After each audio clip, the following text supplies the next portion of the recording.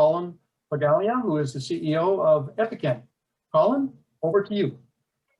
Thank you, Steve. And firstly, a very good evening and good morning to our audience, wherever you may be today. We were asked to facilitate this webinar on behalf of clients who are looking to either set up a subsidiary in Australia or already have one and would like to take advantage of the R&D tax initiatives that we have in Australia. But before that, I just would like to give a quick introduction to Epichem, who we are and what we do.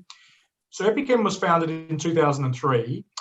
We were established to do two things. One is to meet an unmet need in the marketplace at the time around medicinal chemistry. And the second reason was to provide employment opportunities for PhD graduates in Australia. Chemistry and commercial chemistry is our business, and we have a very strong, large team of PhD qualified chemists in two state-of-the-art purpose-built facilities here in Australia. We are a registered Australian-based contract research organisation, and our guest speaker, Peter, will speak more about that and what that means for potential clients moving forward. And we are also a registered research service provider, and that has benefits for our clients with regards to R&D tax moving forward. Next slide, please. So we have 5 divisions of our organisation: synthetic and medicinal chemistry. So this is where we have a large global audience that we do a lot of drug discovery, drug development, and drug design work for. We also have a second division called Pharmaceutical Reference Standards. This is a division of our organisation where we work with clients, pharmaceutical companies and biotechs who are looking to move from patent to off-patent or generic medications, and those moving from prescription to over-the-counter medications that need reference standards. And we make a lot of those bespoke for the global audience. Our third division is Custom Synthesis, as the name would suggest. We make a lot of bespoke molecules and compounds at the request of our clients. We also have an analytical chemistry business unit. So this is a division of the organisation which does all of the analytical chemistry QCing work. We also have clients outside the biotech space in this area as well. And then our fifth division is what we call material science. So we do a lot of work both on behalf of clients and Epichem with regards to the generation of IP for material science reasons. I will share with you that 80% of all of Epichem's products and services are currently exported to more than 40 countries. And we are very proud to be able to provide services predominantly to the US market, our largest market, followed by Europe and then Asia Pacific as well. Thank you. Next slide. Just in wrapping up my short introduction, just wanted to share with the audience that we are a registered research agency. We are certified to ISO 9001, and we're also credited to 17025 and 17034 for pharmaceutical reference standards, and they are the highest certifications possible in the space that we play in. You know, we are recognised as one of Australia's top SME employers of PhD graduates, and we're very, very proud of contributing to the knowledge economy as we continue to grow our team. And we've just added another 5 medicinal and organic chemistry to the already large team. And you know, we come with a wealth of experience. I think there's 3 major reasons why our clients have worked with Epichem over those 18-year period. The first one is the quality of the chemistry. The second one is the protection of intellectual property on behalf of the client. And the third one is to minimise or reduce the risk of unknown or unwanted replication of their work, which cannot be guaranteed in other countries from that perspective. We've won a number of awards, both national and state. The most recent one was the 2019 WA Exporter of the Year Award. We also won the 2020 Austrade Exporter of the Year Award and the Global Health and Pharmaceuticals Commercial Chemistry Service Provider of the Year for both 20 and 21. So we're very proud of those achievements. And with that, I'll introduce our guest speaker, Peter Arbuckle. Peter has kindly given of his time today to share some fantastic insights into R&D tax in Australia, how companies around the world who are looking to work with companies such as Epichem and take advantage of some of those initiatives can do so. I'll I'll hand over to Peter to introduce himself formally, but also, like I said, really looking forward to the presentation. Thank you, Peter. Thanks, Colin. Go to the next. Thanks for that introduction, Colin. Thank you for everyone for your attendance this morning. A bit of background for myself. I've been involved in both grants consulting and advising on the R&D Tax Incentive for the last 10 to 20 years. I certainly deal in mostly the SME space, so companies of sort of turnover of sort of the up to $20 million, sometimes higher. A pretty broad breadth of experience in terms of industry groups that I deal with, so it runs the full range from manufacturers, primary producers, the mining, oil and gas industry, software developers, education service providers, as well as those that operate in the life sciences and biotech space. I've been working with Epichem with both their export grant endeavours and obtaining R&D tax incentive for the company, the head company, for quite some time now. So again, I thank Colin for the opportunity to speak today. Around the compliance for the R&D tax incentive, the tax incentive is one where you need to be a registered tax agent to provide advice and act on behalf of those entities seeking to claim the benefit. And I have that tax registration. Today, I thought we'd go through a bit of an introduction to the R&D tax incentive regime, and just to give you some insight into how the program operates and how to access the scheme. Next slide, please, Sammy. So as a broad introduction, the R&D tax incentive program in Australia has been established to encourage R&D activities to generate new knowledge for the benefit of the Australian economy. This incentive is provided to encourage innovation and commercialise the new knowledge that is created from that R&D process. The benefit is provided in the form of actual financial assistance, either through a rebate or a tax concession. And it's particularly handy for businesses that are in startup phase or those small to medium enterprises who may be cash flow constrained. Next slide, please. So as a broad overview of how the scheme works, it is a very broad-based program, and it's available to all industry sectors. It's administered by two federal government agencies in Australia.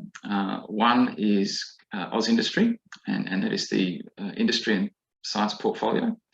And that entity is the one which registers and takes applications for the tax incentive. So it deals with activities.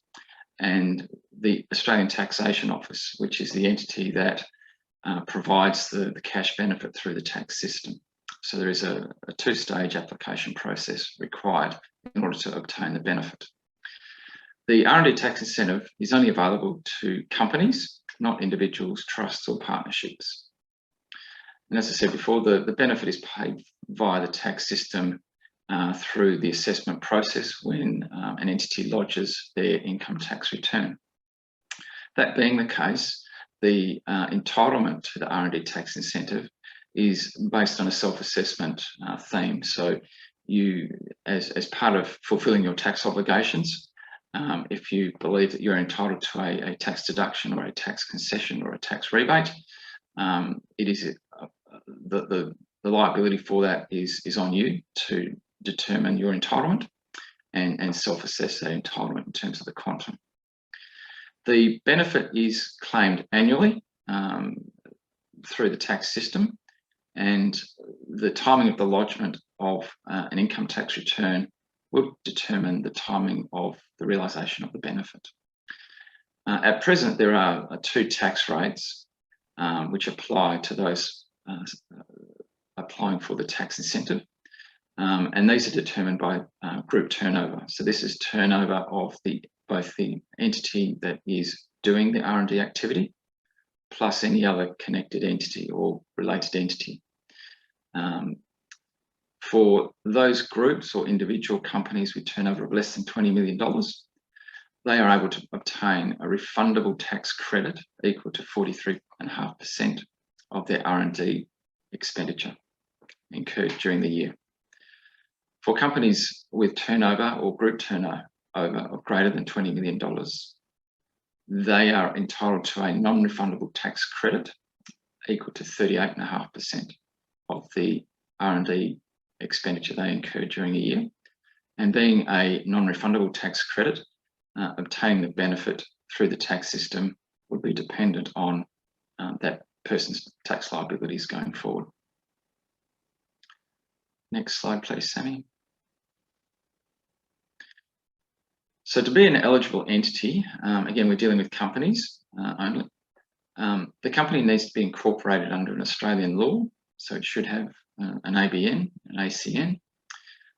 It may be incorporated under a foreign law that is also an Australian resident. So again, we need to have an ABN and an ACN, as well as a tax file number, Australian company number or Australian business number for those acronyms. The entities may also be incorporated under a foreign law and may be a resident of a country with which Australia has a double tax agreement. So there is mutual tax obligations there between countries and jurisdictions. But it must also demonstrate that it's carrying on a business in Australia through a permanent establishment. The reason for that is around commitment, I suppose, to the R&D activities and a commitment to doing business in Australia. So there are some issues surrounding the ability to access the R&D tax incentive. What we don't want to see is foreign companies incorporating in Australia, obtaining the tax benefit and then withdrawing. So there are some ability for the ATO to have a look at those arrangements to see if they were genuine arrangements to conduct an activity in Australia, or whether the dominant purpose was to extract a tax benefit. And there are consequences accordingly. Tax exempt entities cannot claim the R&D tax incentive, so there is a profit motivation there. And as I said before, business structures set up as through individuals or partnerships or trust arrangements are not able to access the tax incentive. We go to the next slide, Sammy. Thank you. Okay, so to be eligible for the tax incentive, and this is getting back to the initial stages of self-assessment, the company needs to be able to demonstrate that it's conducting or it intends to conduct at least what we call one core R&D activity.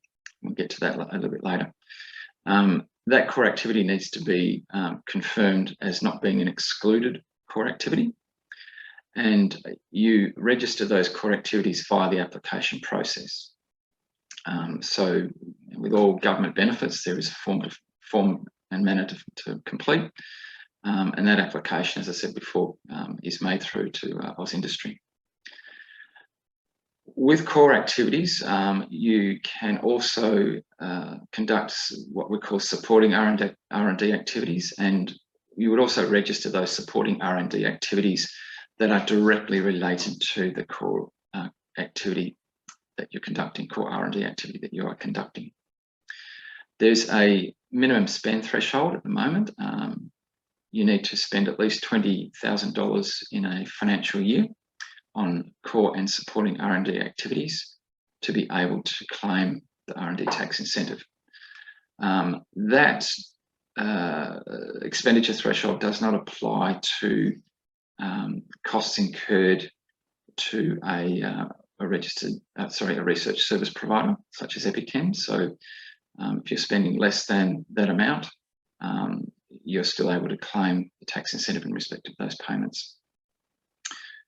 The application for registration of our R&D activities needs to be submitted within 10 months of the end of the financial year in which those activities were conducted. So timing-wise, this depends on the accounting period that the entity claiming the tax incentive is recording its accounts based on. Most companies within Australia have a financial year that ends on the 30th of June. And so they have till the end of April the following year to lodge an R&D tax incentive application to register their R&D activities in order to obtain the tax incentive through the tax lodgement process. It is possible to have a different year end through a substituted accounting period. So often some of my clients, for example, have operate on a calendar year, December 31 year end, and so they have till the end of October within which to register their R&D activities. Next slide, please. So there are two main activities encapsulated within the R&D tax incentive that one needs to be mindful of when registering those activities, core and supporting. So these are pretty much defined as we see here. So core activities are ones which involve an experiment. It could be an experiment, a test, a simulation, some process by which you are undertaking an experimental activity, and that activity is one where the outcome cannot be determined in advance based on your current body of knowledge, and that is to you, your information or experience. You would need to apply a systematic progression of work to establish that new knowledge, and these should be based on the principles of science. So we're talking about a process which commences with an hypothesis, the conducting of an experiment of some sort or a test, an observation or an examination or evaluation of the data that's gathered through that testing process, and should lead to logical conclusions. So very important to bear in mind that process when looking at assessing your eligibility for the R&D tax incentive. The purpose of those experiments need to be conducted for the purpose of generating new knowledge. So that is new knowledge for the organisation conducting those core activities. And it should result in either new knowledge in the form of new or improved materials, a product, devices, processes, or services. So again, it's fairly broad appeal.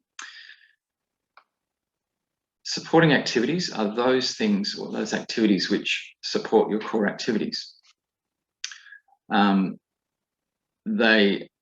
Supporting activities are not supporting activities, however, if the activity is a specific exclusion or produces goods or services or are directly related to the production of goods or services. There are some exceptions sort of to that, and these pretty much relate back to the core activities. And this is where you are possibly producing goods and services as a result of conducting a core activity. And there are some specific rules around what we call feedstock, which I won't go into today, as we're just dealing with introduction at the moment. The activity is also a supporting activity if it is undertaken for the dominant purpose. So we have two tests here for supporting activities, one which is directly related to the core activities. So that is a preparatory phase in the lead up to conducting a test or an experiment, or one which is aligned to core activities but is not an activity which is the actual conduct of the test or experiment. Okay, next slide, please. So the exclusions to activities conducted under the R&D tax incentive regime are listed here. So things which are specifically excluded, or activities which are specifically excluded, include things like market research or market testing, or business development in market. So even though you may be conducting a market research project, it's a specific exclusion. Companies involved in mineral exploration or oil and gas exploration cannot claim the R&D tax incentive in respect of exploration activities. Management studies aren't considered an R&D activity, even though they may lead to a more efficient process, in the form of an efficiency survey. Social science, arts and humanities type research projects don't qualify.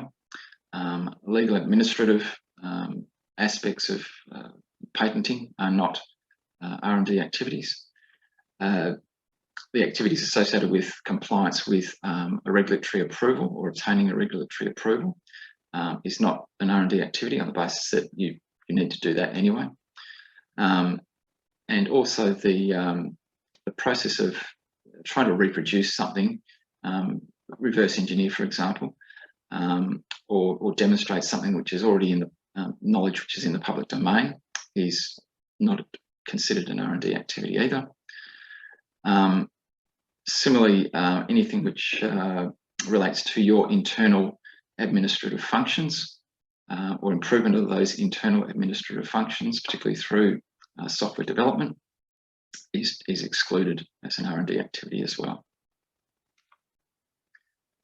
Next slide, 3. Thank you. So when we talk about R&D expenditure, the term a notional deduction is often used. And the notional deduction is basically the total expenditure that an entity incurs in the process of conducting R&D activity. So through the tax system, we have tax deductions, and to the extent that those deductible expenses relate to your core or supporting R&D activities, and you register those core and supporting activities, they become a notional deduction. You can only claim expenditure that the R&D entity incurs for activities that are conducted in Australia. There is provision to claim those costs which relate to R&D activities which are conducted overseas.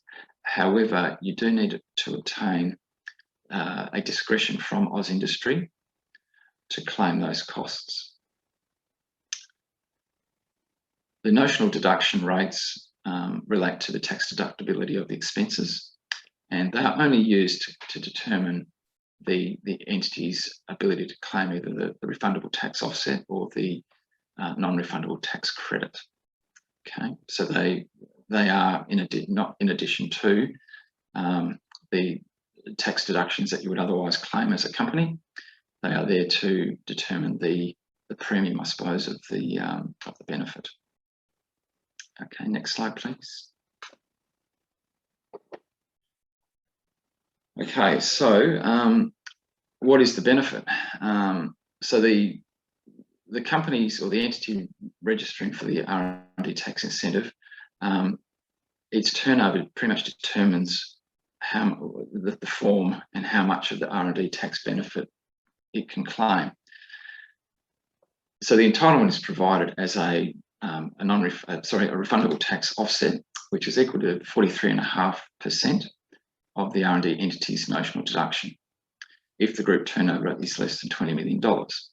And that is based on the tax rate at the moment, 25% company tax rate, plus an 18.5% premium.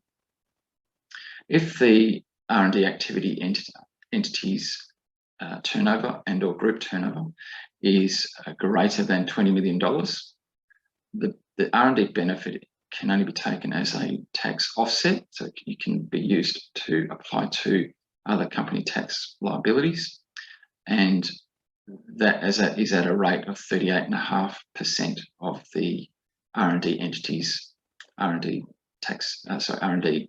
expenditure, or the notional deduction. That is based on an 8.5% premium to the 30% tax rate. So from 1st of July this year, company tax rates are different, and therefore the premiums applied to the applicant entities will change.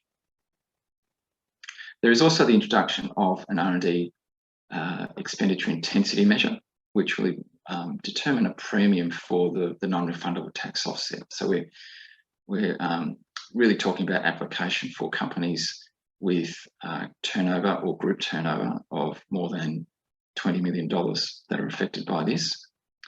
The R&D intensity test is basically an assessment of the proportion of the R&D expenditure over total expenditure of the R&D entity.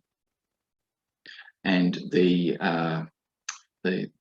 intensity level, I suppose you would call it, is 2%. So if your R&D intensity percentage is less than 2%, and your turnover, group turnover, is more than $20 million, your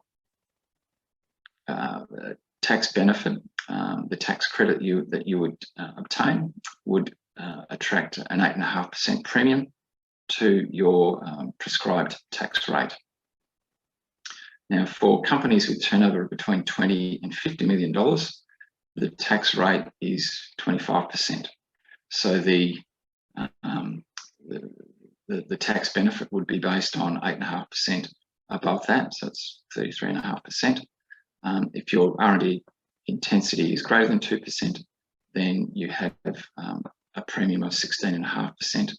And depending on your turnover, your tax rate will either be 25 or 30%. The premium is added to that when calculating the value of the tax credit. Next slide, please. So what can be claimed when claiming the R&D tax incentive in terms of quantum? These are a list of the expenses that can be claimed. So we have labour costs, so those costs of salaried employees involved in the R&D process, they are claimable. Payments to those contractors who are engaged to conduct R&D activities on your behalf are also claimable. Payments to registered service providers, such as Epichem, can be claimed. Payments to associates, so these are where you pay an interposed entity associated with the R&D entity or one with connection to the R&D entity, can be claimed, but those expenses can only be claimed on a cash basis. So if there's an accrual of those expenses at balance date, they cannot form part of the notional deduction, but they can be carried forward to future years when they are paid. Consumables used in the R&D process or used to conduct R&D activities can also be claimed. Those assets which are used in conducting core activities or experimental activities, the depreciation on those assets can be claimed as a notional deduction. A proportion of relevant company overheads, so those overheads connected to the R&D activity, can also be included. If you're making a financial contribution to a cooperative research centre, those can be claimed as a notional deduction too. And any other direct R&D cost that you believe is directly connected to the purpose of conducting core and supporting R&D activities. As a general rule, you would need, as part of the self-assessment process, you would need to establish that there is a nexus between the reason for incurring these costs or having to have incurred these costs and the conduct of the R&D activity. Next slide, please. The expenses which aren't claimable include generally interest expenses, so the cost of finance on assets used in the R&D process can't be claimed. The actual cost base of the depreciating asset cannot be claimed, just the depreciation. Land and building acquisition or construction cannot be claimed. The acquisition of core technology, so if you're purchasing the rights to use a technology through the acquisition of a patent, that acquisition cost is not claimable. And any expense where you are not at risk of incurring that cost. So if you receive revenue in respect of an R&D activity, then you cannot claim the associated expenses. Okay, next slide. Okay, so there's a few more requirements for the R&D tax incentive, and again, this is part of the compliance regime, and this gets back to the overall purpose of the R&D tax incentive.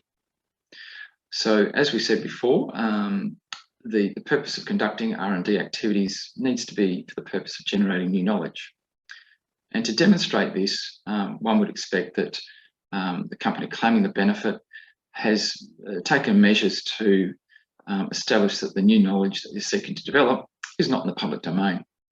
So this could include things like a patent search or a technical paper search, a literature research, or obtaining independent advice from a technical expert in the field to confirm that the new knowledge that they're seeking to develop is not in the public domain, and that is the prelude to making the decision to conduct core and or supporting R&D activities. As part of the R&D process, you need to have an hypothesis.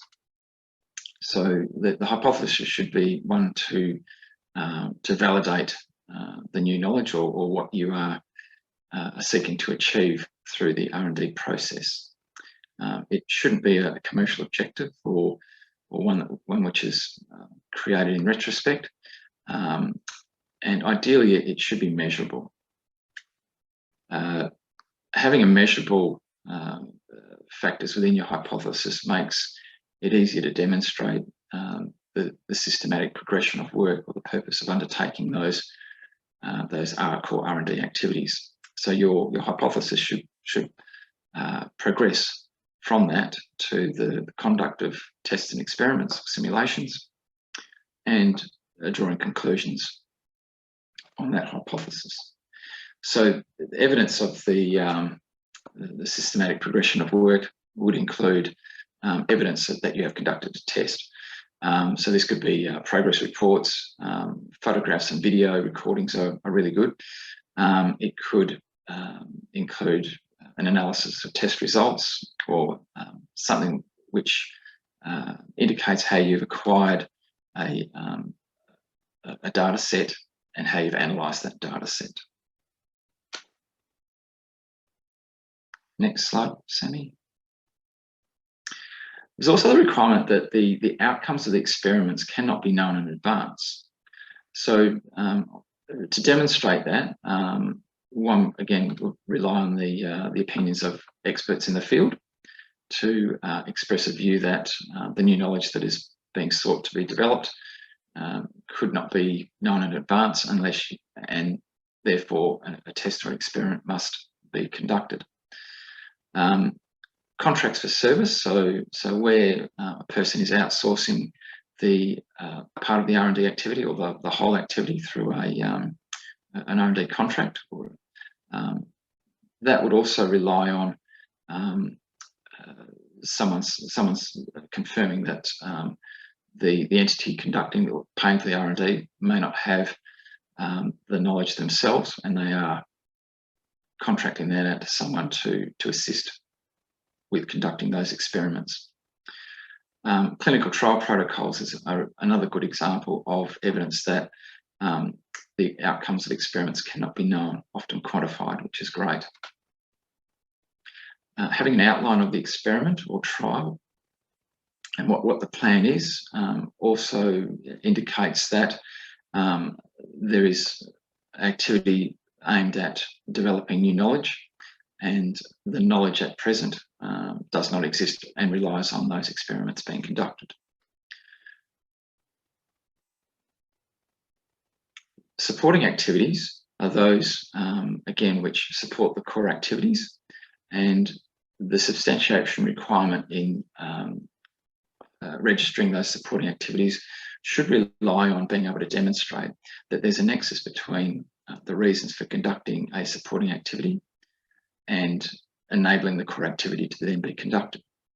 So an example of a supporting activity may be a technical literature search to obtain information with which you could conduct core activities.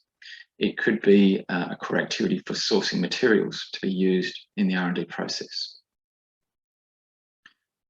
Next slide, please. So that is, as I said, a fairly high overview of the R&D Tax Incentive program. These are my contact details if you have any queries not covered off on today. I thank you, Colin, Sammy and Steve for the opportunity to speak today, and everyone for tuning in, and happy to field questions at the moment. Steve, I've got a couple of questions that we received during the presentation, and if everybody can hear me okay, I'll go ahead, Peter, and offer these up to you. The very first one here asks about turnover. Can you define turnover? Revenues, R&D spend? Talk a little bit more about that, please. Sure. So turnover would be defined as all income, all taxable income. That would be a reference to the total income which is recorded on your income tax return. I also mentioned group turnover. So the income of the entity that is conducting the R&D activity is relevant, but that would also be added to any other income of a related company. And that can be a related company within Australia or outside Australia. And when we talk about related companies, for the R&D tax incentive, the ownership threshold, direct or indirect, is 40%. So it's not a majority interest to group entities for the purposes of determining group turnover. The ownership threshold is at 40%. So it's something to be careful of. Thank you for that. We have a question from the San Francisco Research Institute. It's a couple of questions within the question here, so I'll try to go slow here, Peter. We are an established world's largest diversity drug research and testing facility supporting clinical RD product development. Is drug research and testing supporting R&D activity?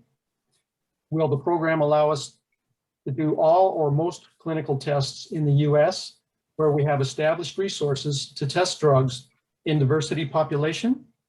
And what will be the arrangement with your group and government? Okay, so a couple of things to unpack there. First off, you would need to establish a presence in Australia. So you would need to incorporate a company, or if there's a tax arrangement between Australia and the US, you may be able to access the R&D tax incentive through that method. But at the end of the day, you really do need to have a presence in Australia in order to claim the R&D tax incentive.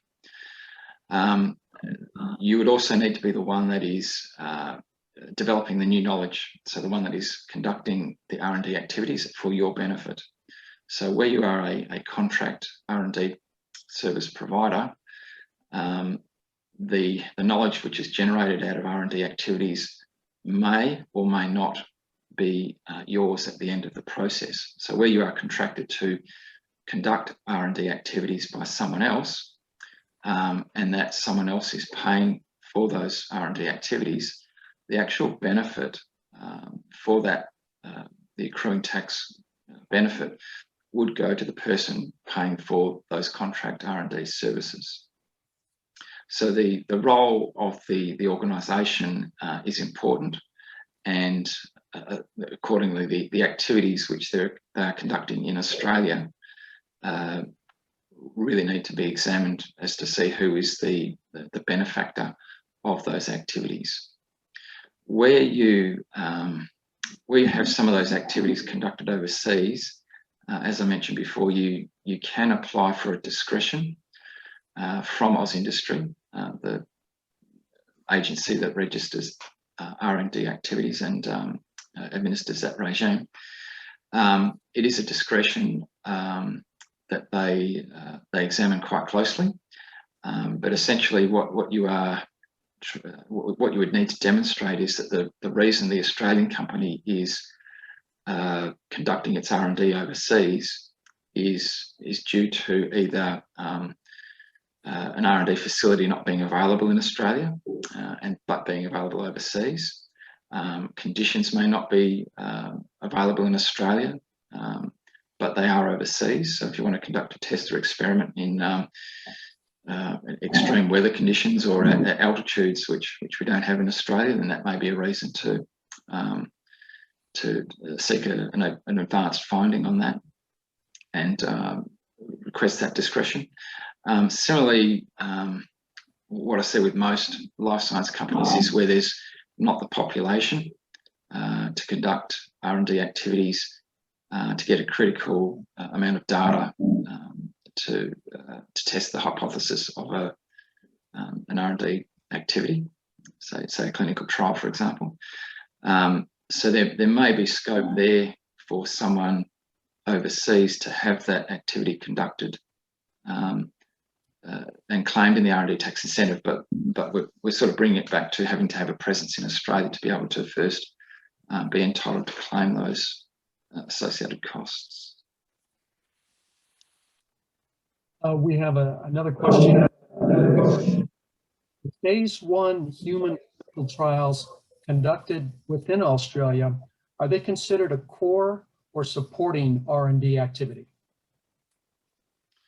So the actual conduct of the phase 1, without seeing the protocols, I'd suggest that they are core activities. So if for example, the entity conducting the phase 1 outsources that to a CRO, then the CRO is performing the core activities. The associated cost is a core R&D expense.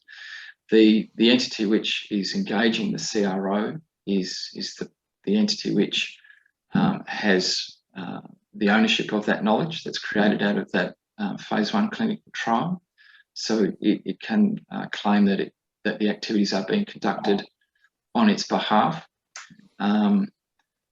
So yes, they are core activities. The supporting activities associated with that phase 1 clinical trial may relate to things such as sourcing materials to be used in the conduct of the phase 1. So if there's any starter drugs or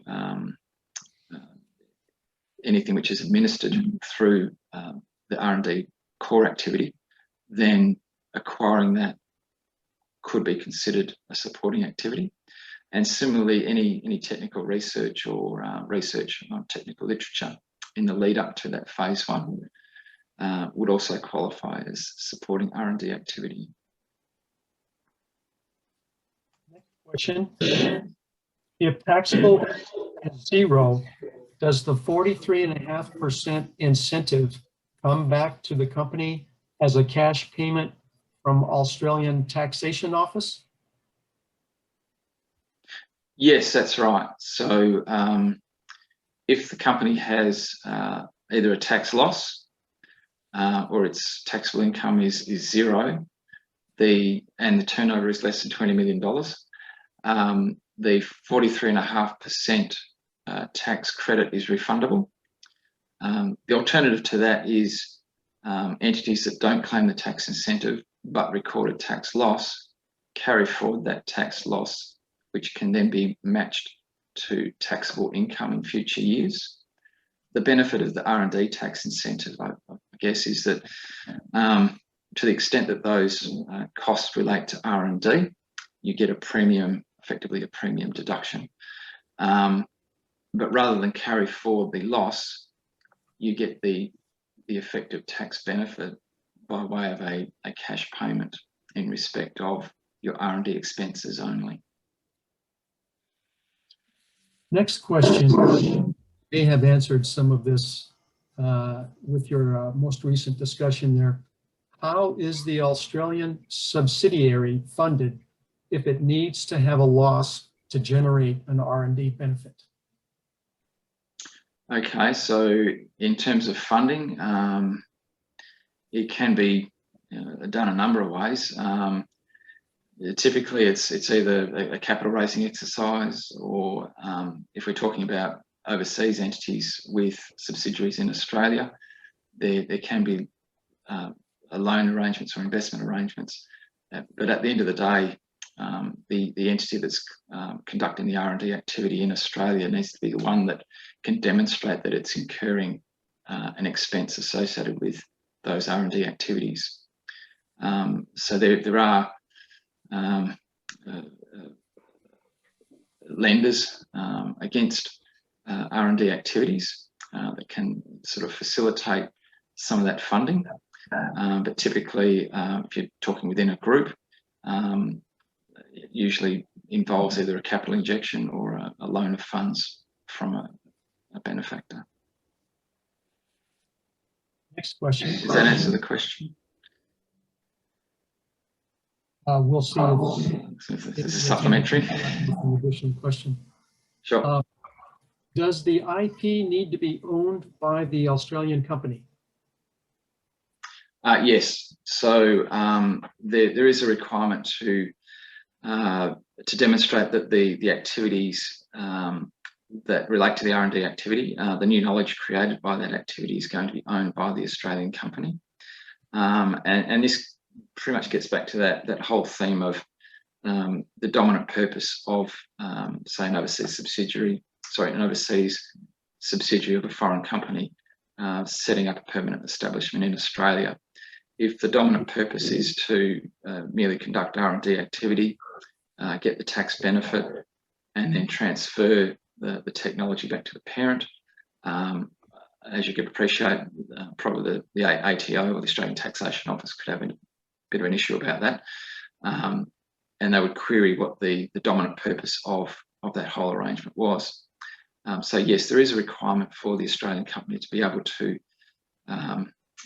own the knowledge which is created out of the R&D activity, and part of the sort of the commercialisation activity once the R&D is complete would be an expectation that the technology could either be sold or licensed or commercialised in some way. So again, we're sort of talking beyond R&D activity, I know, but it sort of brings it back to the intention of the applicant entity and the overall objectives of the R&D tax regime.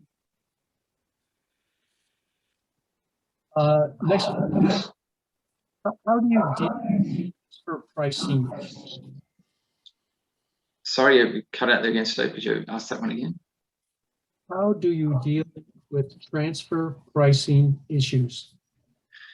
Short answer, I don't deal with transfer pricing, but I'm aware that there are some transfer pricing issues where there are transactions between related entities overseas. That would be something that the person would have to take their own tax advice on.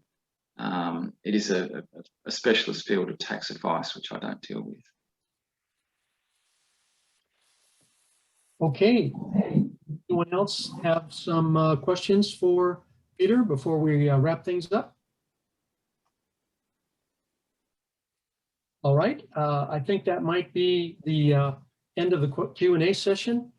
I would like to mention at this point in the presentation that we will be sending out a copy of the slides as well as a link to a video of the presentation, a recording that we have of today's event to everyone that registered. So look for that in your email here in the next day or two. And Colin, Peter, I don't know if there's anything you'd like to say before we let everybody go. No, thank you, Steve. And first of all, thank you to the audience. I think there was probably just one other question that we could probably find an answer. There was a question with regards to, Peter, if you could just give an example of how someone could take advantage of the credit based on a contract with Epichem, and how long Yes. the credit is received once filed. That'd be great to share that as well. How long is sorry, what was that last bit, Steve? So No, the question was, can you provide an example of how to take advantage of the credit based on a contract with Epichem? How long until the credit is received once filed, and how does one manage cash flow? okay, so just purely dealing with the cash flow, no other investment or financing product in place. The progression of activity, I suppose, would be the Australian company seeking to conduct R&D activity in Australia would engage with Epichem through a research contract, and that would be a well-defined arrangement in terms of what the outcomes or the deliverable is. There would be in the lead up to that confirmation that the entity seeking those services cannot generate that new knowledge on its own, and it's relying on the expertise of Epichem to provide that level of surety. And I imagine there would be some prelude to that in terms of obtaining an expert opinion from Epichem as to whether or not they are able to deliver a product, because they know of a process to provide the product to the potential client for Epichem, or the R&D, the conductor of the R&D activity. The costs associated with that contract with Epichem would be incurred in a financial year, and again, that would depend on what the year end is for the entity engaging with Epichem is. But say, for example, if we use a 30th of June example, because that's quite current at the moment, once you've got to your year end, you can then make application, and that's, there's a 10-month lodgement period to do that. But if you were to, for example, register the R&D activities, which would include those which are conducted by Epichem, you would then be reliant on lodging your income tax return and having that assessed. So timeframe wise, a registration with AusIndustry, their service requirement is to register an application within 10 business days. That then gives you a unique number. So we haven't talked about the detail of the application process, but I will now. When you register your activities, you get a unique registration number from AusIndustry. That registration number needs to be quoted on an R&D tax incentive schedule, which is included with the company tax return. So that's the link between AusIndustry and the ATO. So one agency has registered the activities, and it provides a unique number that the ATO will require to be quoted on an income tax return to confirm that there is a benefit to be claimed, and that the person claiming that benefit has registered their activities. The ATO, once the tax return is lodged, we're talking anywhere between sort of 6 to 8 weeks for the tax assessment to issue, and then the company would then instruct the tax credit to be paid to them, where it's a refundable tax credit. So that whole process is a bare minimum, I suppose, would take, what are we talking about, 10 weeks, 12 weeks? Thanks, Peter. I think in just wrapping up, I think, like I said, we've had a number of inquiries from our clients, both in US, Europe, and more recently South Korea, who have set up entities in Australia or are looking to do so and take advantage of R&D tax. So I think people in the audience can see that there is a lucrative opportunity, to actually do research and development in Australia and benefit from it moving forward. So, Peter, thank you very much for your presentation today. Thank you, Colin. Thank you, Sammy. Thank you, Steve. Yes, and thank you to all the audience that attended this evening, and wherever you may be, Have a nice morning, afternoon, or evening. Thanks, everyone. Bye-bye. Thank you.